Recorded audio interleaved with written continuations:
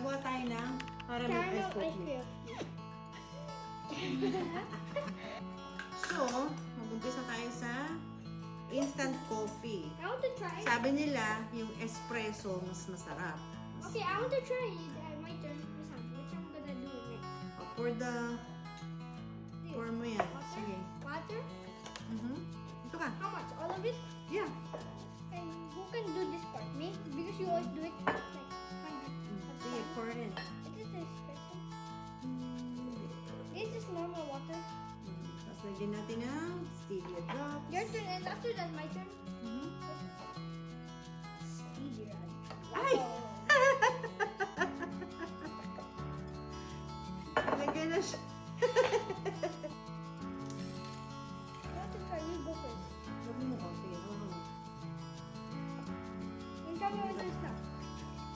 Kumakabal? So, tornado ang tawagin? Whirlpool? We're cool. Ano? Caramel.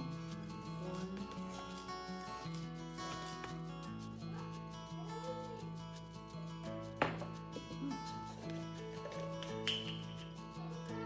Ang dali lang! Gumagawa pa akong kape.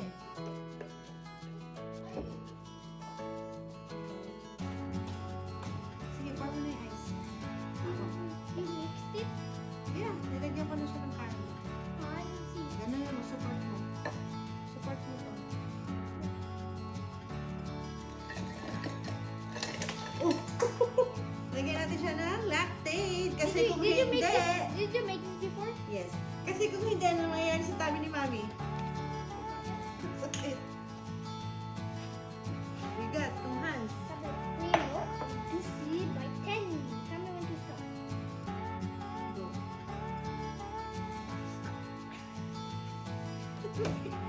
Oh, looks good! Legit siya na mukhang masarap na iced coffee! Let's do that. Guys, legit na masarap. Instant coffee. Tapos lagay nyo whatever milk or creamer you want. Mix it. Put some ice.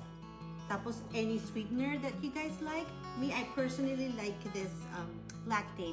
Because if not, oh my God, kawawa yung mga taong kasama ko. This is really good. Iced coffee at Super home. bad. And bye-bye. Ang sarap.